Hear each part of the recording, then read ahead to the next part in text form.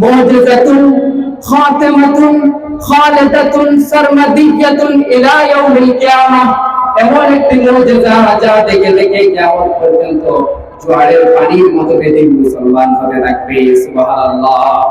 আজকে কি মুসলমান হচ্ছে না? ইউরোপ আমেরিকাতে আপনি যদি তাকান, রাসূল সাল্লাল্লাহু আলাইহি সাল্লামের জীবন্ত মুজিজার কারণে মানুষ মুসলমান হচ্ছে। সুবহানাল্লাহ। বেদিন খ্রিস্টান নাসারা ইহুদিরা মুসলমান হচ্ছে কোরআনের খেদমতের কারণে। ঠিক কিনা বলেন?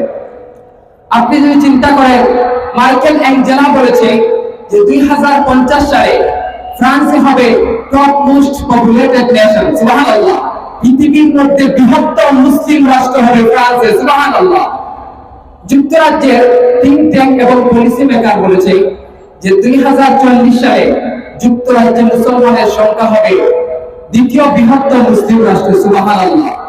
সেই দিক লক্ষ্য করে মুসলমান আমরা আল্লাহর কোরআনকে বুকে ধারণ করে স্পষ্ট বলতে পারি, আগামীর বাংলাদেশ কোরআনের বাংলাদেশ। ঠিক কিনা বলে? আগামীর বাংলাদেশ ইসলামের বাংলাদেশ। ঠিক কিনা বলে? সেই দিকে আমরা লক্ষ্য করে আগামী আমাদেরকে পথ চলতে হবে। দেখেন আল্লাহর এই কোরআন কেমন মুজিজা। আল্লাহ পাক 1500 বছর আগে তার হাবিবের উপর নাযিল করলেন এমন একটি মুজিজা যা দেখে দেখে জোয়ারের পানির মতো বেদিন মুসলমান হতে থাকবে। এমন ভাবে মুসলমান হতে থাকবে, মুসলমান হতে থাকবে, আসরের ময়দানে হয়ে যাবে শুধু নবী মুহাম্মদ রাসূলুল্লাহ সাল্লাল্লাহু আলাইহি সাল্লামের উম্মত 80 কাতার। সুবহানাল্লাহ।